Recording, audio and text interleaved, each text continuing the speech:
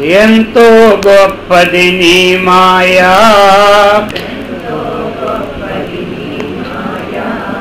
ఎంతో గొప్పది నీ మాయా,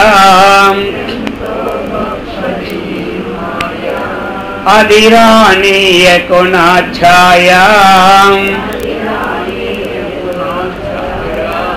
అది దాటాలంటే నీ దయా, దానిని దాటాలంటే నీ దయా,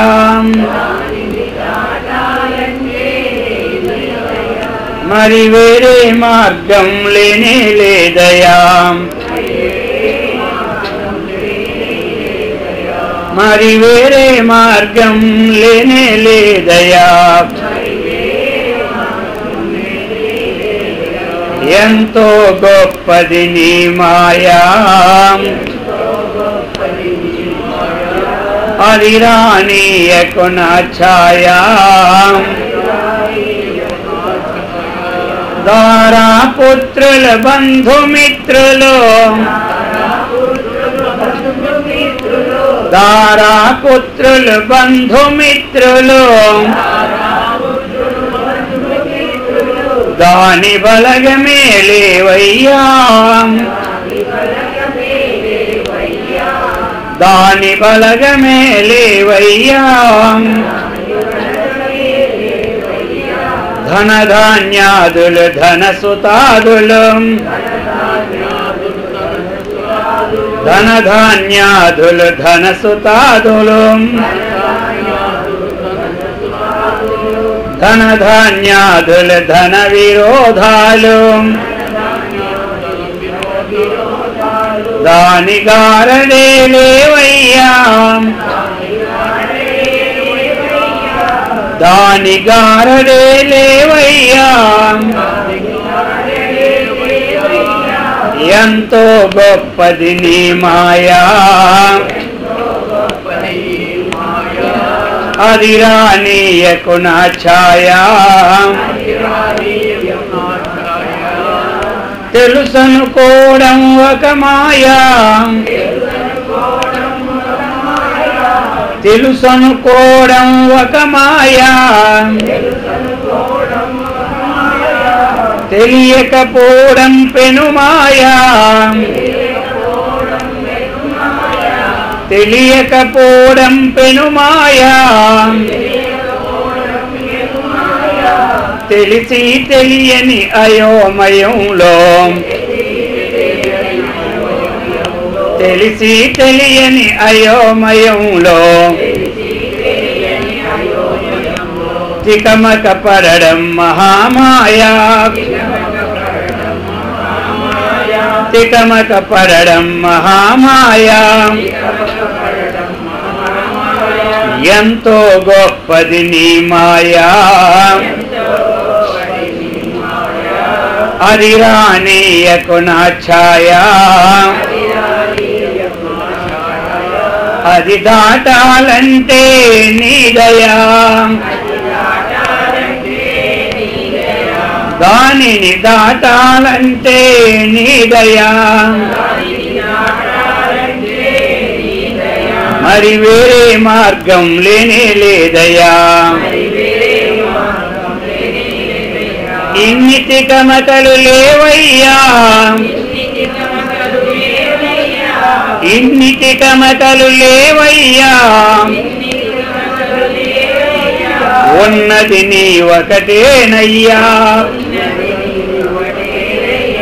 ఉన్నది నీ ఒకటేనయ్యా, నీవంటే నేనేనయ్యా, నీవంటే నేనేనయ్యా,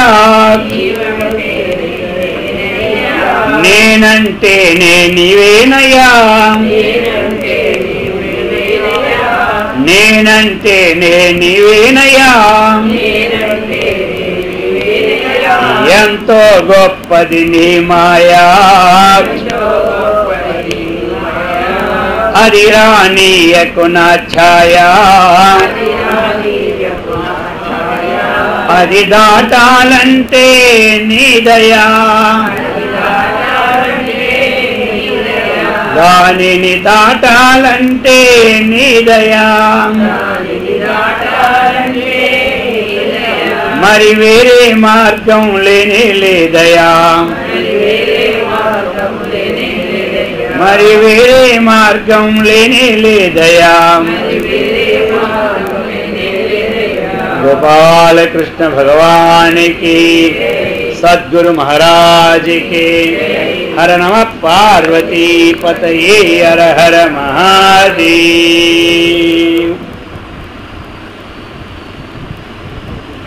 पवित्रात्म स्वरूपुलगु प्रियात्म बंधुलारा श्रीमद् शंकराचार्य कृत अद्वैतानुभूति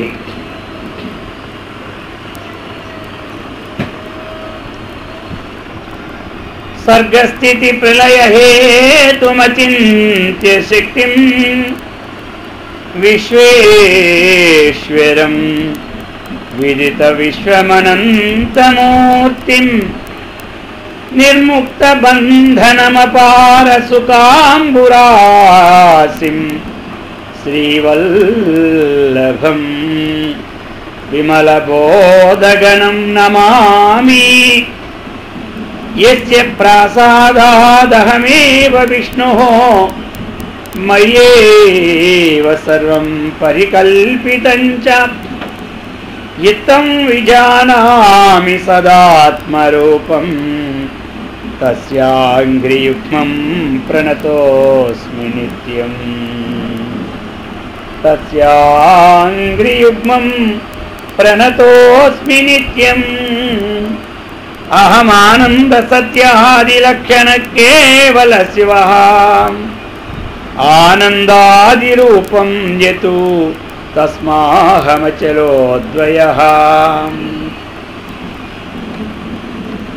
గ్రంథారంభంలో ప్రార్థనా శ్లోకాన్ని ఎందుకు అంటే మనం ఆరంభించిన కార్యాన్ని నిర్విఘ్నంగా పరిసమాప్తి కొరకు గ్రంథాన్ని ప్రారంభించినప్పుడు ప్రార్థనా శ్లోకాన్ని చెప్పుట ఉచితమైన మాట.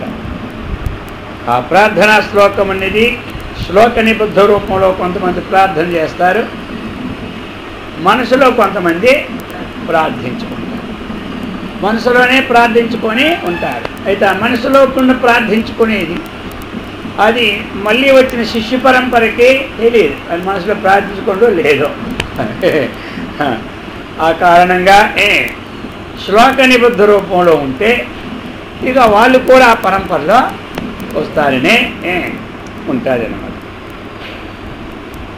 ఆ ప్రార్థన శ్లోకంలో సర్గస్థితి ప్రళయ హేతుమచింత్యం శక్తిం ఎవరికి ప్రార్థిస్తున్నారంటే సృష్టి స్థితి ఈ లయములకు ఎవరైతే కారణభూతుడో అచింత్యం చింతించడానికి ఎవరైతే వీలో లేదో విశ్వేశ్వరం ఈ విశ్వానికి ఎవరైతే శాసనకర్తో విదిత విశ్వం అంతటా తెలియబడి కనబడుతున్న రూపం ఏదైతే ఉన్నదో అనంతమూర్తిం విదిత విశ్వం నానామైనటువంటి జంతుజాలములు మానవులు దేవతలు ఇన్నిటితో నిత్యమైన రూపం అయితే ఉన్నదో నిర్ముక్త బంధనమపార సుఖాంబురాసిం ఎలా అంటే బంధనం లేకుండా అపారమైనటువంటి ఆ సుఖమనే సముద్రం యొక్క రాశిలో ఎవరైతే వాడలాడుతూ అదే స్వరూపం కలవాడో అటువంటి శ్రీవల్లభం విమలబోధఘనం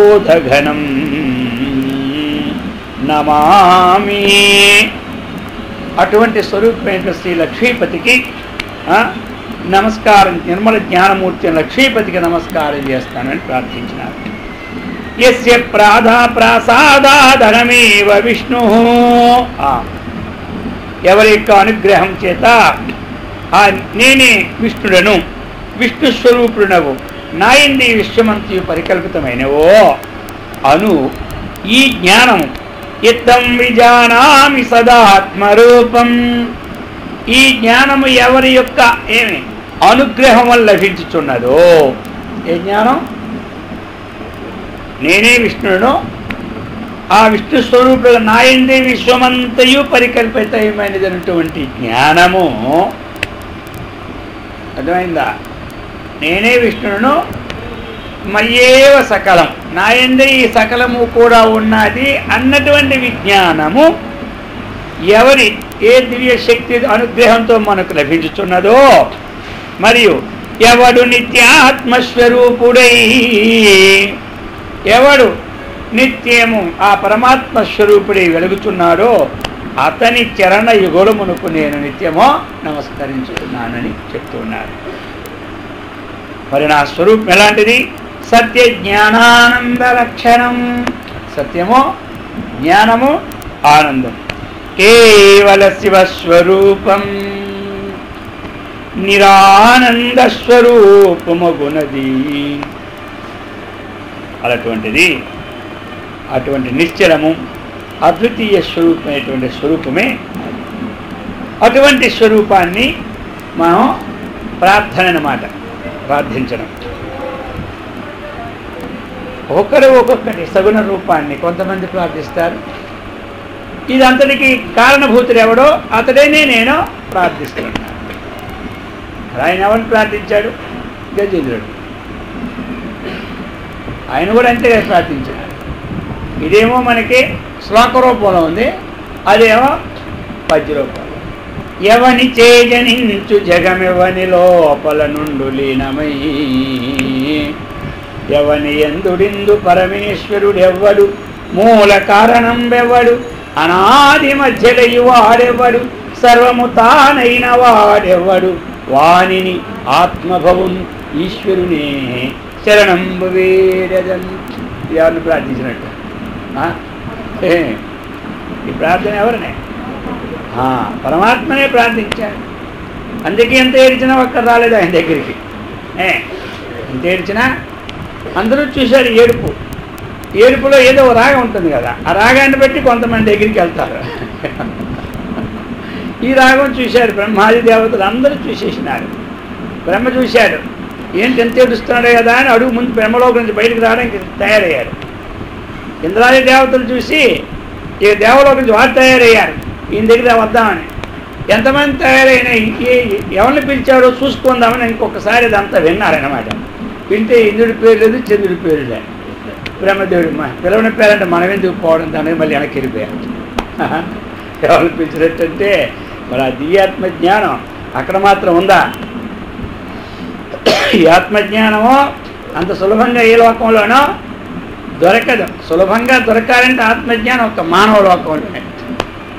ఎక్కడికి వెళ్ళినా దీని ప్రయోజనం దొరకడంటే 33 చెల్లు తాగాలి వాళ్ళు.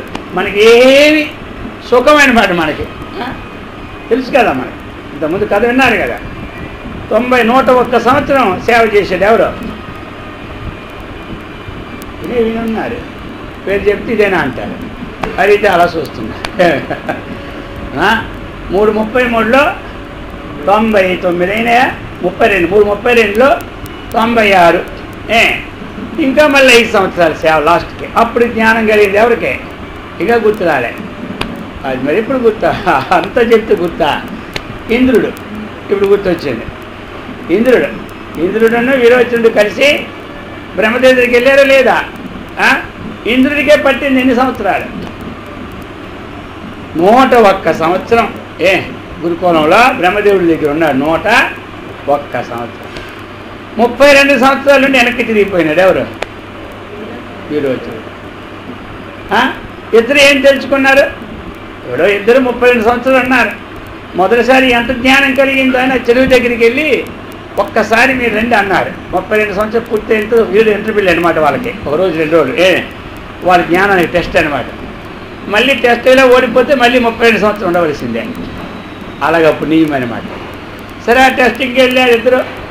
మీరిద్దరే వెళ్ళి మీ రాజదుస్తులు సేవకాలంలో తీసి పెట్లు పడేశారు కాబట్టి మీరు మామూలు దుస్తులతో చూసుకోండి చెరువు నీళ్ళలో, మళ్ళీ ఆ రాజదుస్తులతో చూసుకోండి అని చెప్పినారు. ఎవరు చెప్పారు? బ్రహ్మదేవుడు. ఇద్దరు వెళ్ళారు. వెళ్ళి మామూలు దుస్తులతో చూసుకున్నారు చెరువులో. అది తీశారు. మరి రాజదుస్తులు వేసుకున్నారు. దీంతో చూశారు. ఇక చూసుకున్న తర్వాత నిత్యం అయిపోయింది. ఇద్దరికి చెరువు దగ్గరే ఇద్దరు ఓకే చేసుకున్నారు. ఏమని? ఈ శరీరం ఉంటే కదా ఈ దుస్తులు మనకు కనబడుతున్నాయి.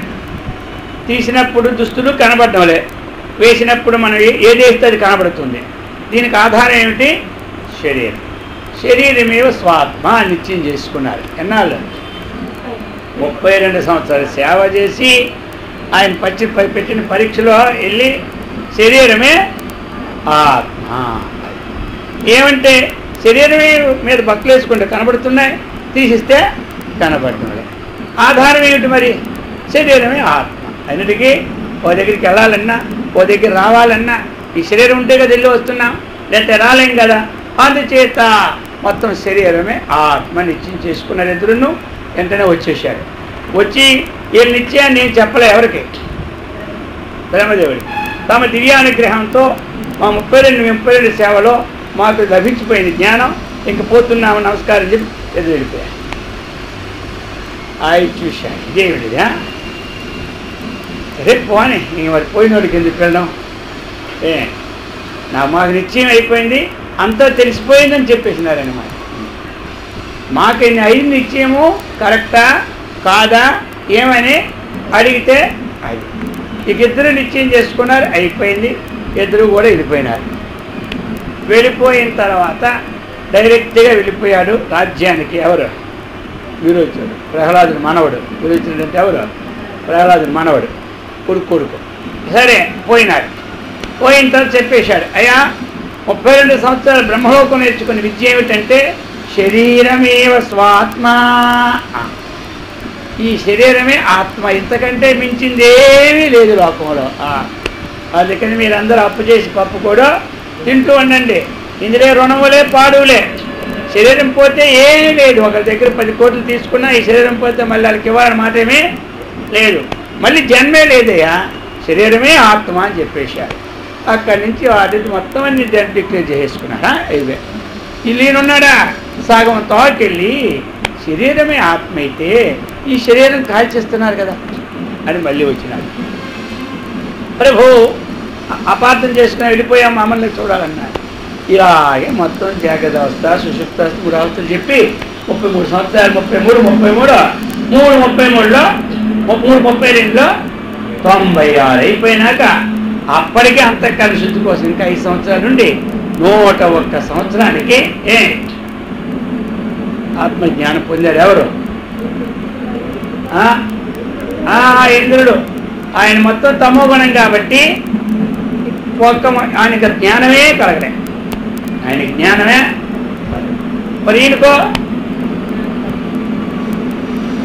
ఏంటది?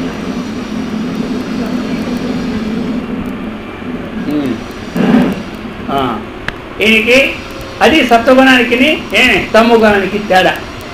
సత్వగుణము కలవాడు ఒకరోజు కాకపోతే ఇంకొక రోజు అయినా ఏం చేస్తాడు? తమోగుణం కలవాడు ఎప్పుడు అది తమోగుణం కలవాడు ఎవరు పొందలేడు. వాడు మార్చుకుంటేనే పొందుతాడు. వాడు మార్చలేదు కదా, వాడు మార్పు లేదు. అందుచేత మనం ఏం చేయాలి? గుణాన్ని మార్పు ఇప్పుడే చేసుకోవాలి. ఏ గుణం ఉందో ఆ గుణాన్ని మార్పు లేకపోతే ఏ లోకంలో ఉన్నా మన నిశ్చయాలు ఇంతే సంగతే చిత్తగించాలి. ఈ క్షిప్రం హిమానుషే లోకే సిద్ధిర్భవతి కర్మతి. ఈ మానుషు లోకంలోనే మనకి శీఘ్రంగా సిద్ధి పొందుతాం. అది భగవంతుడు చెప్పేది. పోయిందా ఇక మళ్ళీ లేదు. మళ్ళీ ఆత్మజ్ఞానం కలవాలంటే ఏ జన్మ రావాలి? మానవ జన్మే రావాలి. పశుపక్షాది జన్మలో ఆత్మజ్ఞానం కలగడానికి యోగ్యత లేదు పొందడానికి. దేవాది లోకంలో భోగమే కానీ అక్కడ యోగమా లేదు. ఇదే ఇందులోనే అన్ని యోగాలను అంతా ఉందన్నమాట.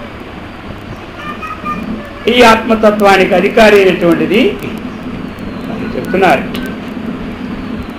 అక్షిదోషాత్ యథా ఏకోపి ద్వయవద్భాతి చంద్రమాః ఏకోప్యాత్మా తథా భాతి ద్వయవన్మాయయా మృషా. అక్షి దోషం, కంటి దోషం వల్ల మనకి చంద్రుడు రెండు చంద్రుడుగా కనబడతాడు. ఎవరికేది? కంటి దోషం చేత రెండు చంద్రుడుగా కనబడుతుంటాడు. మాయ వలన మన ఇక్కడ చంద్రుడు మన కంటికి రెండు చంద్రులుగా ద్విచంద్రుడిగా కనబడతాడు. మరి మాయ వలన మిథ్యాజ్ఞానం కలిగితే ఒకే ఆత్మ యందు ద్విత్వభ్రాంతి మనకే కలుగుతుంది. ఆత్మ ఒక్కటే, మనకి ద్వైత సిద్ధి కలుగుతున్నది అంటే ఆ మాయా స్వరూపం ద్వారా. వాస్తవికమైనటువంటి విజ్ఞానం లేకపోవడం మిథ్యాజ్ఞానం. దీని వలన మనకి ద్వైత సిద్ధి కలుగుతుంది. ఎలా అంటే నేత్రదోషం వలన రెండు చంద్రులు ఉన్నది, వాస్తవ ఒకటే చంద్రుడు, ఉన్న ఆత్మ ఒక్కటే.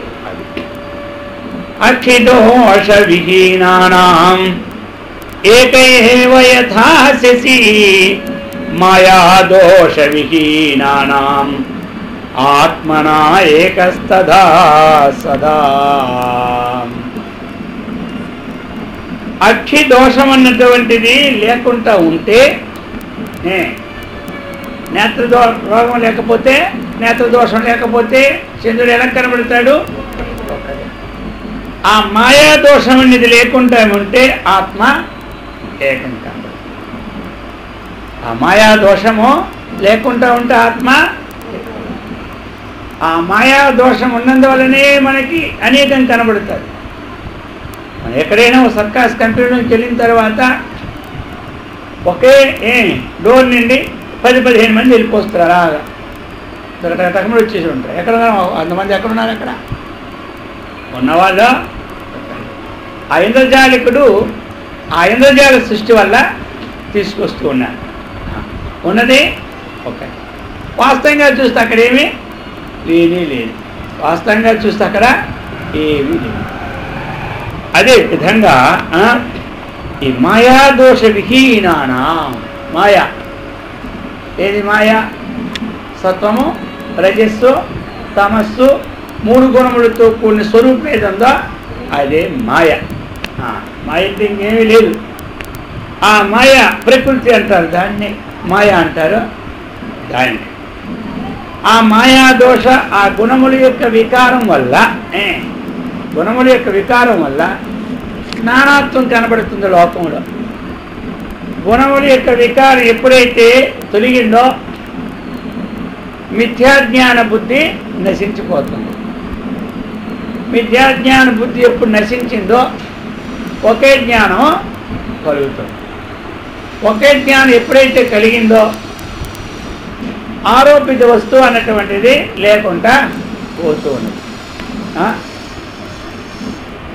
నానా విధములైన శరీరములు వేరైనా అన్నిట్లో ఉన్న పరమాత్మ ఒక్కడే అనే దృష్టి కలగాలి అంటే ఈ మాయా అన్నటువంటి మలినం పోవాలి. మాయా విశిష్టుడైనటువంటి సర్వజ్ఞత్వాది విశిష్టమైనటువంటి చైతన్యం ఏదైతే వీటిని ఆశ్రయించుకుని ఉందో ఆ తత్వమసి మహావాక్యం ద్వారా ఆశ్రయించినటువంటి దాన్ని మనం తీసివేసిస్తే ఉన్నదే ఒక్కటే. ద్విత్వం భాత్యక్షి దోషేణ చంద్రేశ్వే మాయయా జగత్తు ద్విత్వం మృషా యథా చంద్రే మృషాద్వైతం తదాత్మని. ఆత్మనః కార్యః ఆకాశః వినాత్మానం న సంభవేత్ కార్యస్య పూర్ణతా సిద్ధా కిం పునః పూర్ణతా ఆత్మనః. ఆత్మనః కార్యః ఆకాశః. ఆత్మ యొక్క కార్యం ఏమిటి అంటే ఆకాశం. మట్టి యొక్క కార్యం ఏమిటంటే కొండలు. బంగారం యొక్క కార్యం ఏమిటంటే ఆభరణాలు, దారం యొక్క కార్యం ఏమిటంటే వస్త్రాలు, ఆత్మ యొక్క కార్యం ఏమిటంటే ఆకాశం.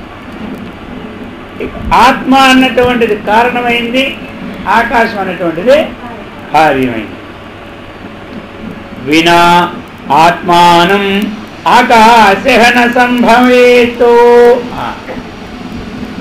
వినా ఆత్మ, ఆత్మ లేకుండా ఆకాశం అనేది ఉత్పత్తి ఎప్పుడు కాదు.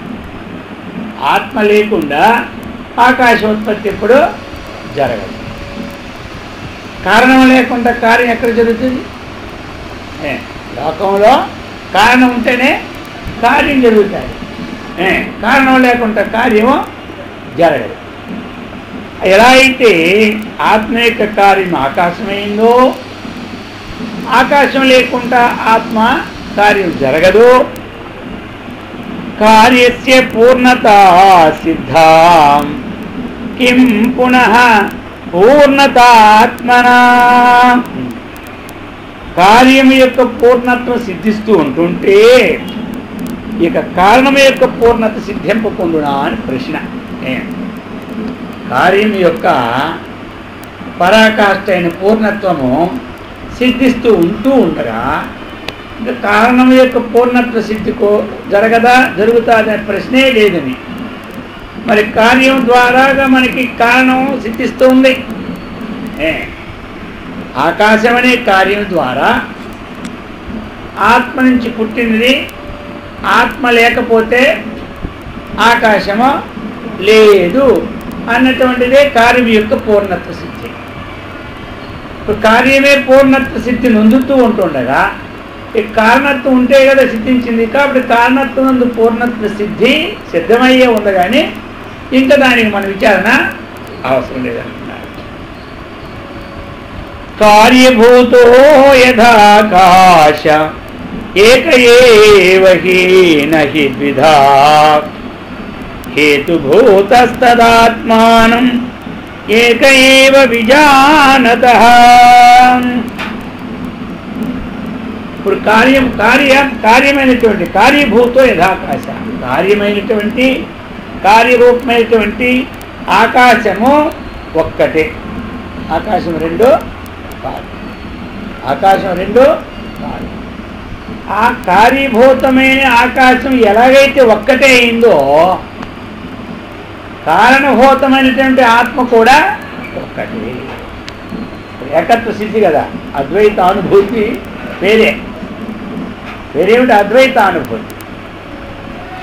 ఉదాహరణ రూపంగా దృష్టాంతాన్ని ఇస్తూ దాష్టాంతానికి చేస్తున్నారు. కార్యత్వమైనటువంటిది ఆకాశం ఒకటా రెండా అనేది ఏం చెప్తాం? ఒకటే. ఏది కార్యమో అది ఒకటే అయితే దానికి కారణమైన నాలుగా మనం ఒకటే అది చెప్తున్నారు.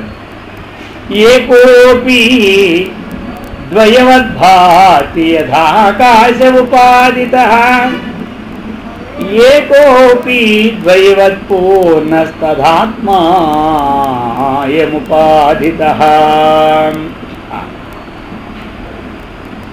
అయితే మరి ఒక్కటే అయితే ఒకే ఆత్మ అనేది ఒకటే, ఇది ఆకాశం అనేది ఒక్కటే. ఆకాశం ఒక్కటైనా ఉపాధి భేదాత్తు అనేక విధాలుగా అంతే కదా. ఉపాధి భేదాలు ఘటాకాశం, మఠాకాశం, ఛిద్రాకాశం,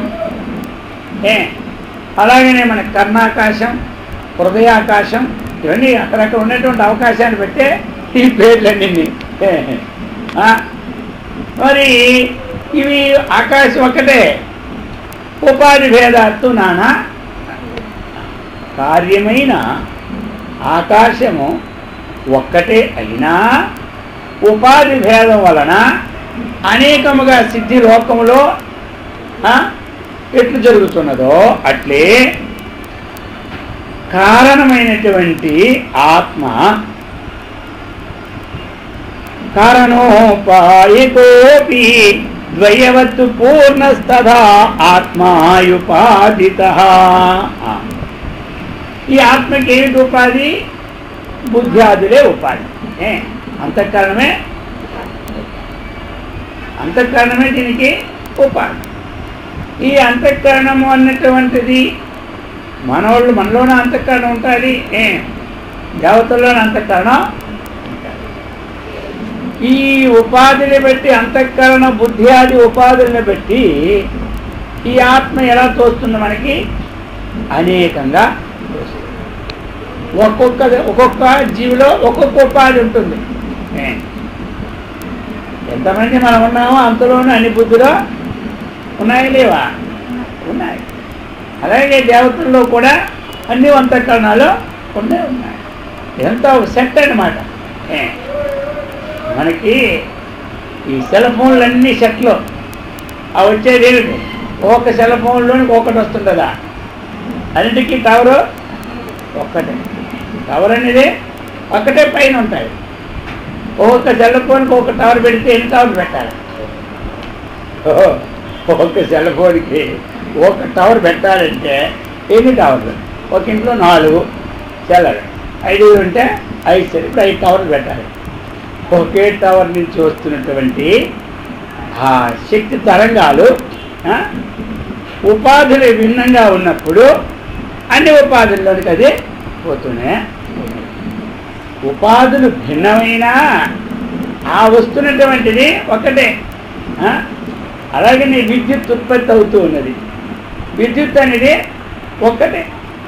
ఆ ఉపాధులు అనేకం ఉంటున్నాయి మనకి. ఆ ఉపాధుల్లో ప్రవేశించేటప్పుడు అనేక విధాలుగా కరెంటు మనకి ప్రతీమానమై,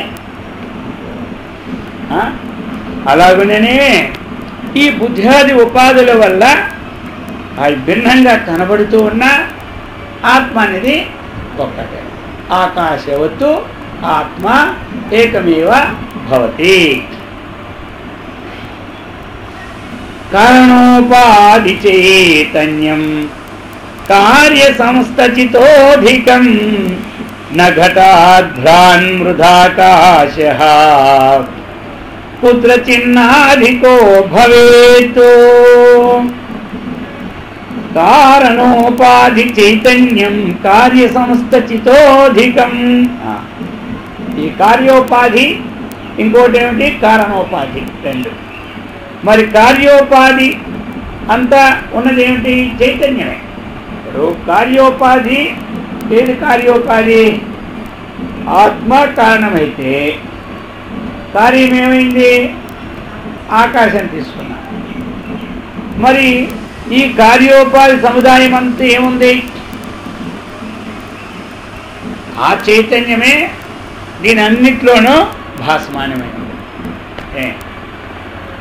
ఆత్మ దేని నుంచి అయితే, ఆకాశం నుంచి ఏదైతే కార్యం పుట్టిందో, పుట్టిన దాంట్లో అంతా మొత్తం ఉంటుందా? ఆత్మ ఒక అంశంలో ఉంటుందా? అంతా ఉంటుంది. అది ఆ కార్యోపాధి సముదాయం అంతా కూడా చైతన్యం ఉంటుంది.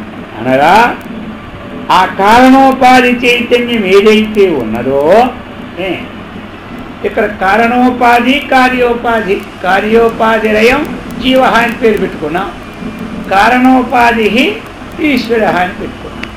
మనం కార్యోపాధి జీవుడు, కారణోపాధి ఈశ్వరుడు. మరి కార్యము ఏదైంది? ఇక్కడ జీవుడైనాడు, కారణము ఈశ్వరుడు. దేని నుంచి కార్యం, దేని నుంచి కారణమైంది? ఉపాధి. 2 ఉపాధులే.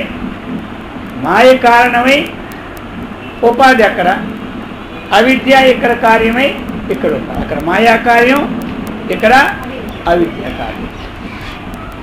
అవిద్య అయితే అవిద్య అక్కడ జగత్తుకి కారణం కాబట్టి కారణోపాధి అనుకున్నాం. ఇది వ్యష్టి అంతఃకరణానికి ఉపాధి కార్యం అనుకున్నాం. కార్యోపాధి ఇది ఈ ఈశ్వరుడు జీవుని కంటే వేరు కాదు. ఎలైనా మృదాకాశము ఘటాకాశము కంటే వేరు. మృదాకాశం అన్ని ఘటాకాశం కంటే వేరు కాదు. మృత్తులో ఉన్న అవకాశాన్ని మృదాకాశం అన్నాడు, ఘటంలో ఉన్న అవకాశాన్ని ఘటాకాశం.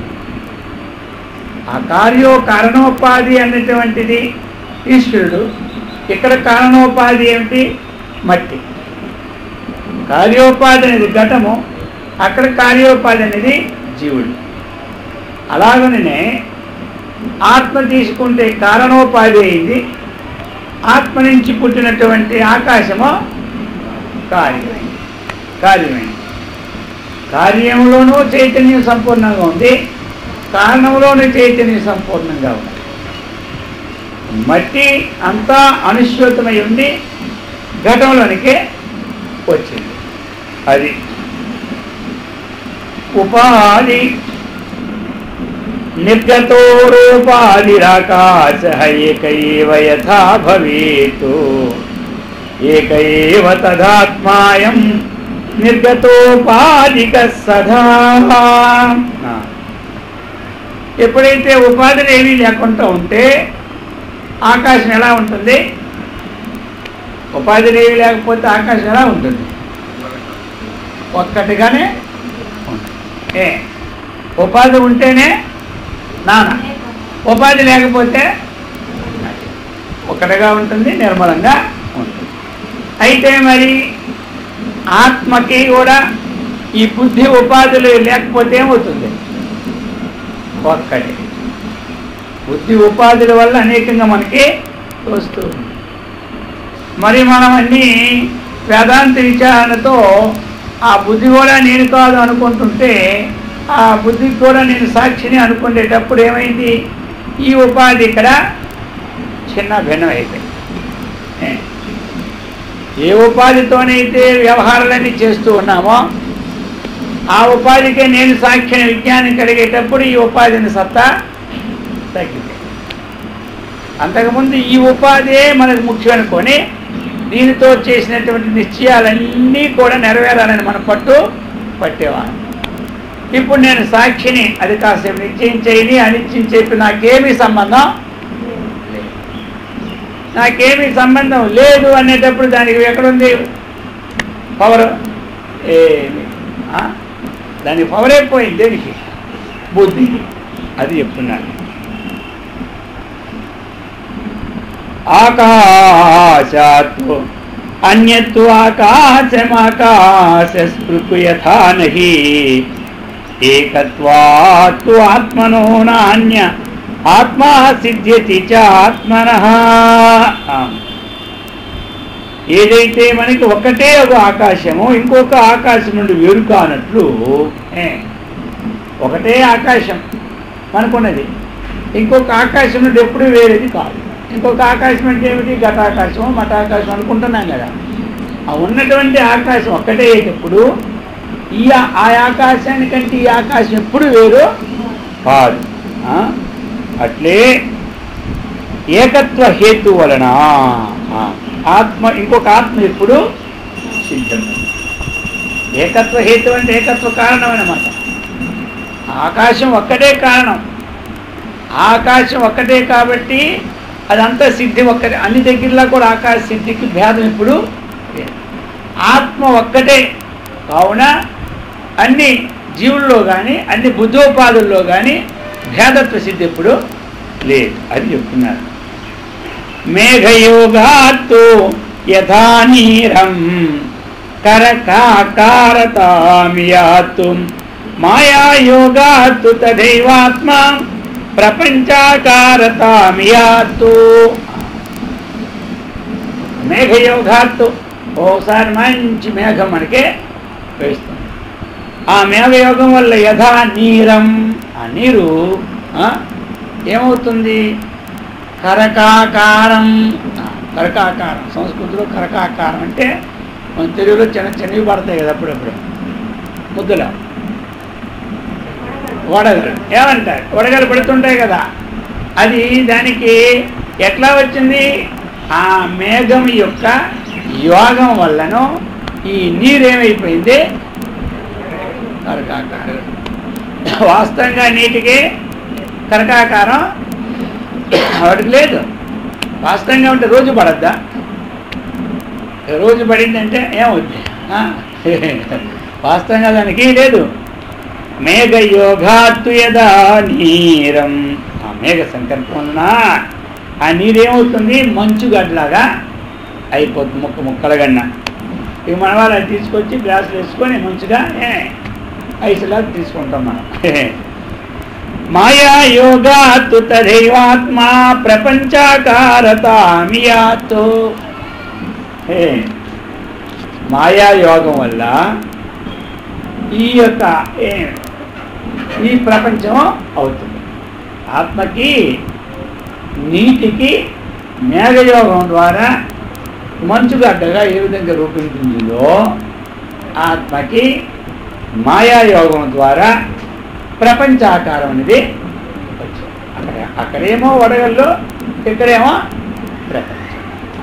వాస్తవంగా నీటికి ఆ గుణం లేదు, ఆత్మకి జగదాకార గుణం తెలుసుకోవాల్సిందే. అది ఇక్కడ సిద్ధి దేనికి దానికి వేసి తెలుసుకోవాలి.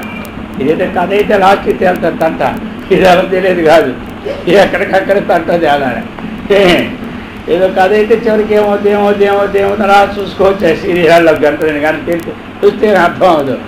ఇక దేనికి దానికే సెటిల్మెంట్, అంత సెటిల్మెంట్ అయితేనే ఇంకా అర్థం అవుదాం మనకి. ఇంకా సీరియల్ ఒకటి అర్థం అవుతుంది. మాయాయోగా తథైవాత్మా ప్రపంచాకారతామియేత్. వర్షోపలైవా భాతి నీరమేవాభ్రయోగతః. వర్షోపల వినాశీనా నీరనాశో యథా నహి. ఆ నీళ్ళు ఏమవుతున్నాయి మనకి, మబ్బుతో కూడి వడగళ్ళగా మారినట్లు అయిపోతుంది. మళ్ళీ వడగళ్ళు కరిగేమైపోతుంది అంటే ఇప్పుడు అర్థం వచ్చింది మనకి, నీటికి నష్టం ఎప్పుడో, నీటికి నష్టం ఎప్పుడు లేదు. అయితే ఆయా ఉపాధుల ద్వారా దానిలో పరిణామాన్ని వచ్చినట్టు కనబడుతుంది, కానీ ఏమీ నష్టమో లేదు. ఆత్మవాయం ఆత్మైవ అయం తథా భాతి మాయాయోగాత్ ప్రపంచవతు ప్రపంచస్య వినాశీనా స్వాత్మనాశో నహి క్వచితో.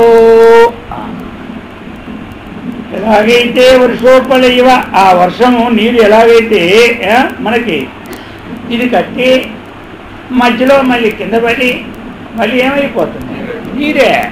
ఆ మంచుగడ్డలన్నీ అక్కడ కొండల మీద కట్టి ఉంటాయి, మళ్ళీ ఎండ ఎక్కినప్పుడు ఏమవుతున్నాయి నీరే. అప్పుడు అది నీరే కొద్ది రోజులు అలా ఉంటుంది, గడ్డ కట్టి తర్వాత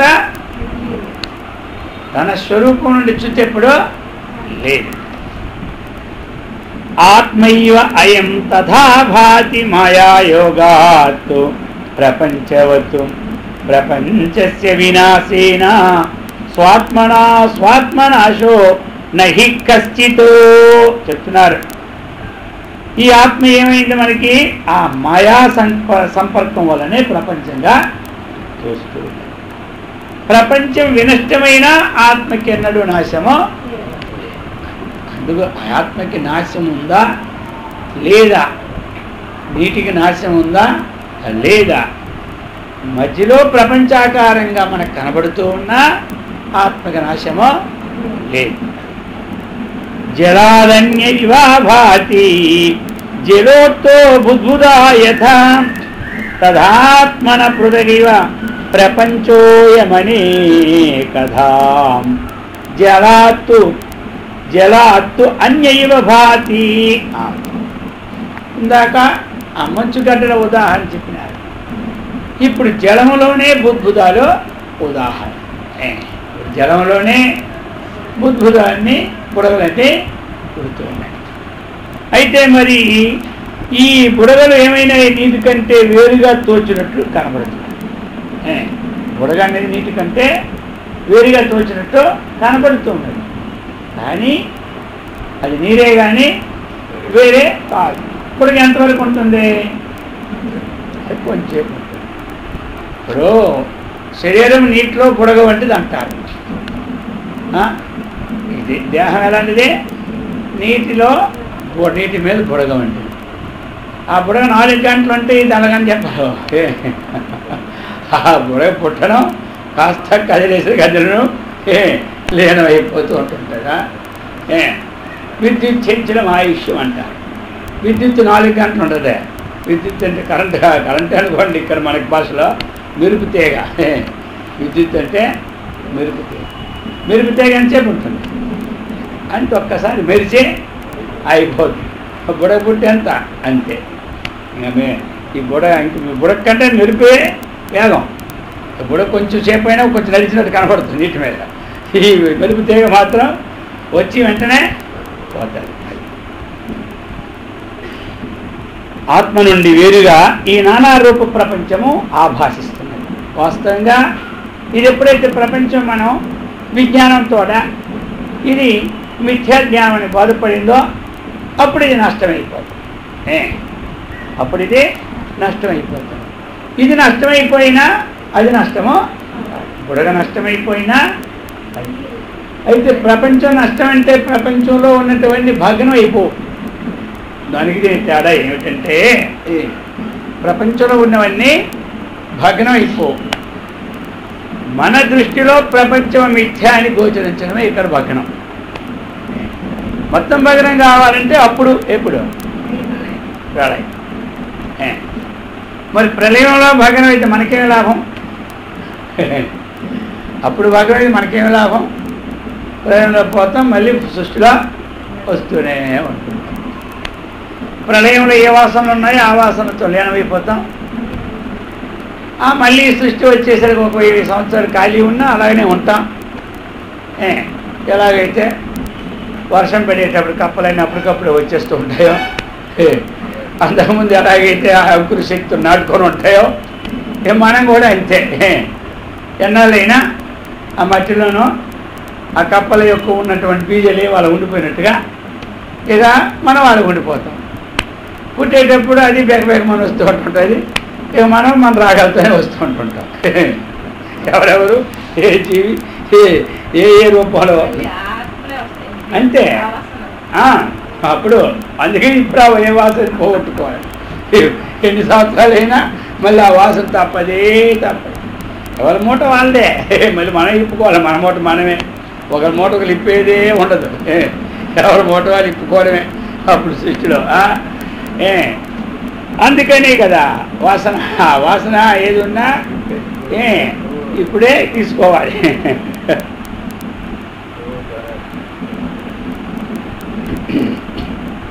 యదా బుద్బుధనాశేన చలనాశో నహి కచ్చితు తదా ప్రపంచనాశేన నాశస్వాదాత్మనో నహీతు. ఆ బుద్బుధం నాశనం అయిపోయినా జలానికి ఆవగింజ కూడా నాశనం లేదు. ప్రపంచం నాశమైపోయినా ఆత్మకు నాశము లేదు. ప్రపంచం నాశమైనా ఆత్మకు నాశం. ప్రపంచ భావన మనలో నాశం. ప్రపంచం నష్టమైనది ప్రళయం. మరి మన దృష్టిలో ప్రపంచమే లేదని సిద్ధం కావాలి అంటే విచారణ ద్వారా మిథ్యాని ఎలా అయితే స్వప్నంలో వచ్చినటువంటి జగత్తు జాగ్రత్త అవస్థ వచ్చేసరికి మిథ్య అయిందో, జాగ్రత్త అవస్థలో ఉత్పన్నమైన జ్ఞానం ద్వారా జాగ్రత్త అవస్థ కూడా మిథ్య అని భాషిస్తారు. అహి నిర్వయనీ జాత అహి నిర్వయనీ జాత శుచ్యాదిర్నాహి మాప్నుయాత్ తథా స్థూలాది సంభూతః శుచ్యాదివ ఆప్నుయాది మమ అంటున్నారు. ఒక చిన్న ఉదాహరణ పెట్టి, ఇప్పుడు పాము ఉంది. ఆ పాము యొక్క కుముష్యం యొక్క శుద్ధత్వాది గుణములు ఉంటాయి. అవి పాముని ఏవి కూడా స్పృశించవు.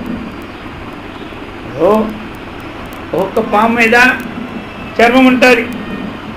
ఆ చర్మములో కొన్ని మంచి మంచి డిజైన్లతో అనేక రకమైనటువంటి కాంతులతో ఆ చర్మం ఉంటుంది. కానీ ఆ చర్మము ఆ పాముకి ఏమీ స్పృశించదు. దానికి సంబంధమే లేదు. చర్మాన్ని విడిచిపెట్టేసిన ఈ చర్మాల్లో దానిలో ఉన్నటువంటి దోషాలు ఏవి దీనికి, ఆ ఆకార వికారాలు ఏవి దీనికి లేవు. ఒకవేళ అది విడిచిపెట్టేసిన రెండో విషయం అన్నమాట, ఇది నేను విడిచిపెట్టాను అన్నటువంటి భావం కూడా దానికి భావం కూడా లేదు. ఎలాగైతే ఆ కుబుసములో ఉన్నటువంటి ఏ గుణాలైతే ఉన్నాయో ఆ గుణాలు సర్పానికి ఏ సంబంధము లేకుండా ఎలాగైతే విడిచిపెడుతూ ఉన్నదో ఈ స్థూల వస్తు గుణాలు ఎన్నడూ కూడా ఆత్మను తాకజాలం. ఉదాహరణ, ఈ స్థూల వస్తువైనటువంటి ఈ సత్వరజస్తు గుణాలు ఉన్నాయి కదా, ఇవేవి ఆత్మకి ఎన్నడూ తాకజాలం. ఎలా అంటే ఇక అది ఎలాంటిది విడిచిపెడుతున్నాడు అంటే అది విడిచిపెట్టినట్టు కూడా ఆయనకి పాముగా తెలియదు. జీవన్ముక్తుడికి కూడా తన గుణాలు ఏ విడిచిపెడుతున్నాడో ఆయనకి కూడా అది తెలియకుండానే ఆయన పోతుంటాయి. జీవన్ముక్తుడికి ఏ గుణాలైతే నేను విడుస్తున్నాననే భావం కూడా ఆయనకే ఉండదు. పాముకు ఎలాగైతే అది విడుస్తున్న ఆ గుణాల భావం లేదో ఈయనకి కూడా ఆ గుణాల భావం లేదు. ఇంకా మనకి చేసి మనం ఏదైనా సరే పాపాలు మనకు ఉంటాయి, మరి ఆ పాపాలన్నీ మన దగ్గర నుంచి పోవాలి. పాపాలన్నీ సర్పో జీర్ణ జీర్ణమైనటువంటి శరీరం ఆ సర్పం విడిచిపెట్టినప్పుడు దానికి విడిచిపెడుతున్నామని సంబంధం ఏదీ లేదో అలాగా మనం ఒక నియమనిష్టలతో చక్కగా ఆచరిస్తూ ఉంటుంటే ఏదైనా మనలో ఉన్న పాపాలు కూడా మనకి తెలియకుండానే సర్పానికి తాను చర్మ విడిచిపెట్టామని భావం ఎప్పుడు తెలియదు. మనం నియమనిష్టలతో చేస్తున్న పనుల వల్ల మనలో ఉన్న పాపాలు కూడా ఏమవుతాయి, మనకు తెలియకుండానే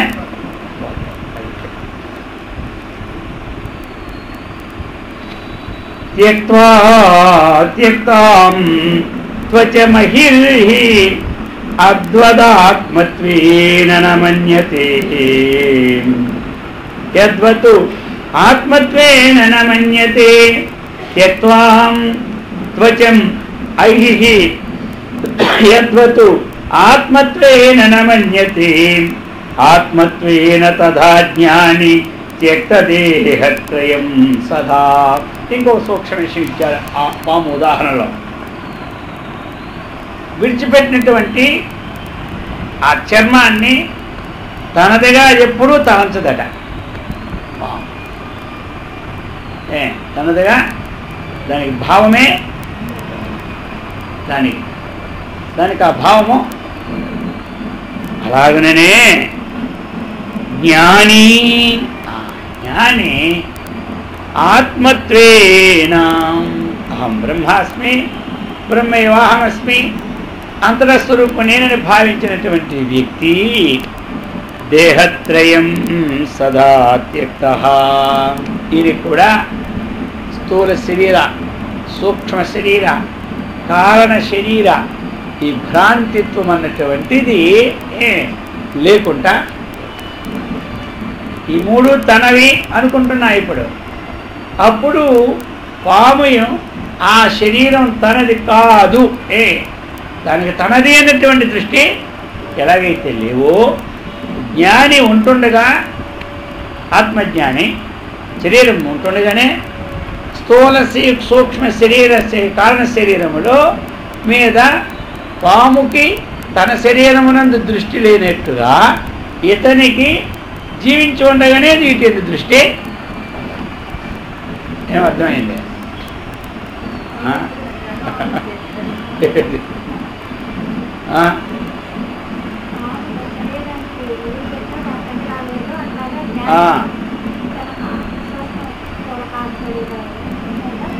ఈ ఉన్నా అవలేదు. అది అది అన్నమాట ఇక్కడ. దీనికి శరీరత్రయమైనటువంటిది. మరి ఆ శరీరత్ర అభిమానం ఉంటే ఇది జ్ఞానే అందుకు ఉదాహరణ. అహి నిర్వైని నాశాదకీర్నాశో యథా నహి దేహత్రయ వినాశేన ఆత్మనాశస్తదా భవేని. ఇంకొక సూక్ష్మమైన విషయం ఇస్తున్నారు పాము ఉదాహరణలో. ఆ శరీరము విడిచిపెట్టిన శరీరం నాశమైపోయినా పాముకు నాశం ఎప్పుడో తన నుంచి ఉత్పత్తి అయినటువంటి శరీరము నాశమైన తనకు నాశమా. అలాగనే దేహత్రయ వినాశేనా స్థూల శరీర నాశమైన, సూక్ష్మ శరీరం నాశమైన, కారణ శరీరం నాశమైన ఆత్మ నాశో భవతి. పాము శరీరాన్ని విడిచిపెట్టింది, తనకేం నష్టం ఉందా? అది ఏదో గాలికి ఎగిరిపోయి ఎవరు పెట్టినా నాశనం అయిపోతా, ఎవరు పెట్టినా నాశనం అయిపోదు. తన శరీరానికి ఏమీ నాశం లేదు. అలాగనే ఈ శరీరం అన్నటువంటిది మనకి అగ్నిలో పడేసినా, జీవనం ఉంటుండగా కారణ శరీరాన్ని మనం దగ్ధం చేసుకున్నా, లింగ శరీరాన్ని భంగం చేసుకున్నా జ్ఞానం ద్వారా, ఈ శరీరాన్ని అగ్నిలో వేసిన ఆత్మకు నష్టమో. అది ఆ పాము ఉదాహరణలోనే మనకే అనేకమైన తరంగాలుగా మనకి విభజన చేసి పెట్టున్నారు. చేత ఈ ఉదాహరణలన్నీ ఎందుకోసం? ఈ శరీరం అన్న మీద ఉన్నట్టు ఈ ఆత్మ అన్నటువంటిది శరీరం నష్టమైతే ఆత్మ నష్టమవుతుంది కదా అన్నటువంటిది ఉంటుంది మనకి ముందు. శరీరం అనేది నష్టమైతే ఆత్మకు నాశము ఉంటుందని ఉంటుంది.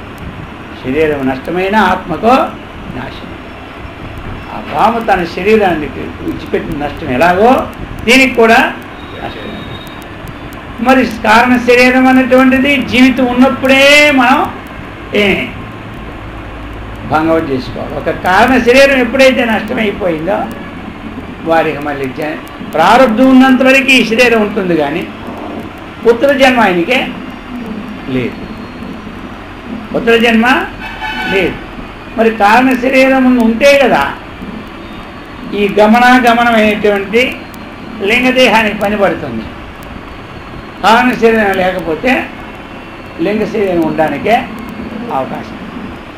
లింగ శరీరం ఎప్పుడైతే లేదో ఆ లింగ శరీరానికి ఈ శరీరం ఉండాలి. సో ఇది లేకపోతే లాభం. మరి ఇంకది ఎక్కడ ఉంటుంది? ప్రారంధం ఉంటే కదా ఇది వస్తుంది. దీనికి సంచితం కానీ ఆగామి కానీ ఉంటేనే ఈ శరీరం వస్తుంది. ఇది మరపతి రాదు.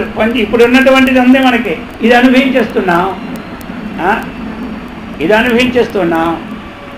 మళ్ళీ జన్మకి హేతువైనటువంటిది లేదు.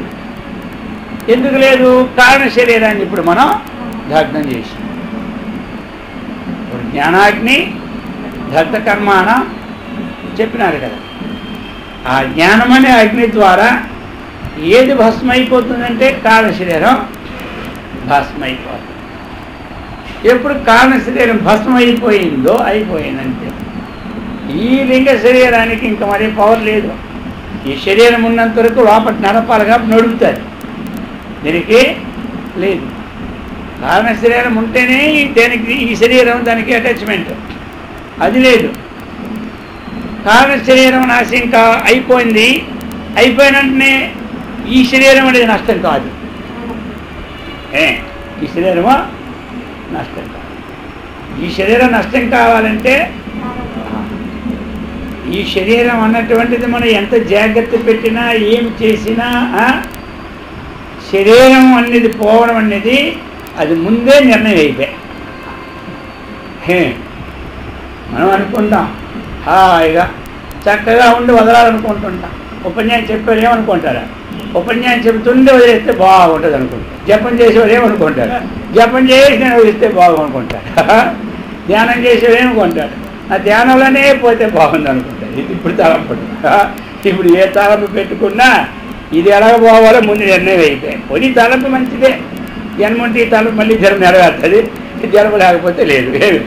సో ఈ తలంపు జన్మ ఉన్నదనుకోండి, వారికి ఈ తలంపు ఏం చేస్తుంది, మళ్ళీ జన్మకే పూర్తాడు.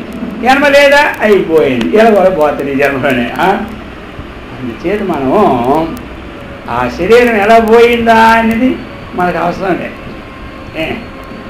ఇలా పోయిందేమో, అలా పోతే మామూలు పోతేనే, ఎక్కడో ధ్యానంలో పోతేనే అది మంచిదేమో, ఇది చెందొద్దు, ఇది మనకు అవసరంలే, మనకు మంచిది.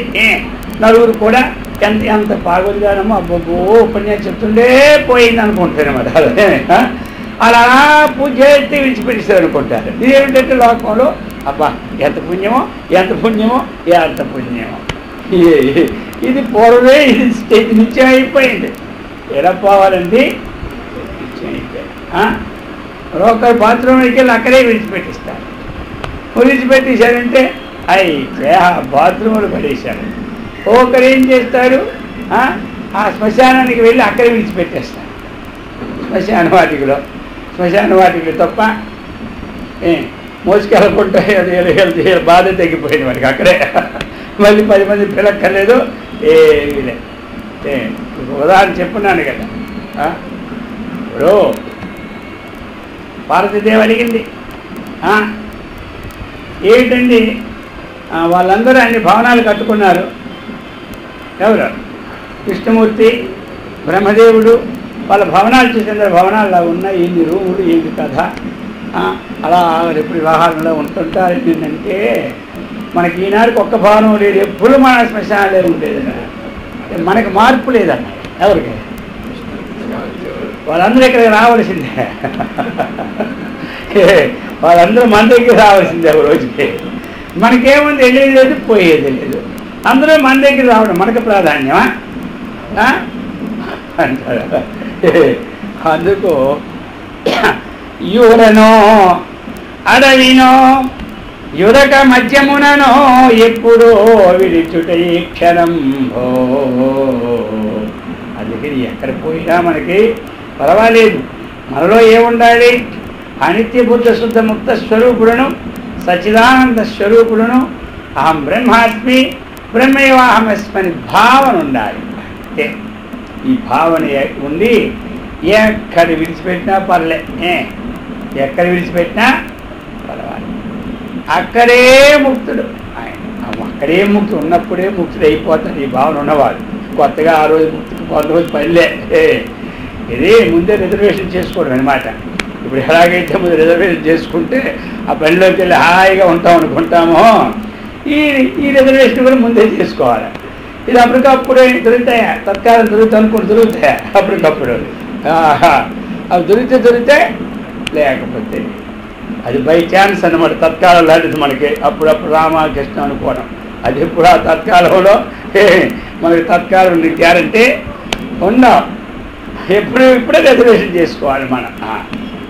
మరి ఈ రిజర్వేషన్లో కూడా తేడాలు ఉంటాయి, అక్కడ కూడా తేడా లేదా, ఏసీ రిజర్వేషన్ ఉంటుంది, మామూలు రిజర్వేషన్ ఉంటుంది, జనరల్ కంపార్ట్మెంట్ ఉంటుంది. ఇప్పుడు దేనికి రిజర్వేషన్ చేసుకోవాలో మన చేతిలో ఉంటుంది.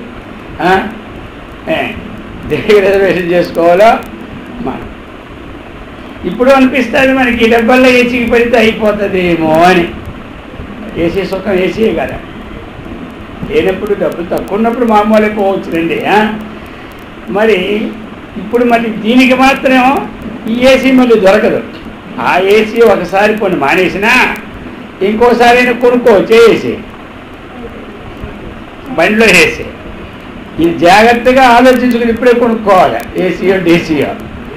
ఇది మళ్ళీ రిజర్వేషన్ అయిపోయింది అనుకోండి, అప్పటికప్పుడు దీని పరివర్తన ఉండదు, ఈ డబ్బులు కూడా అది వెళ్ళే ముందు రోజైనా మార్పు వస్తుంది, దీనికి మళ్ళీ మార్పు ఎక్కడ వస్తుంది, ఇది అంతే.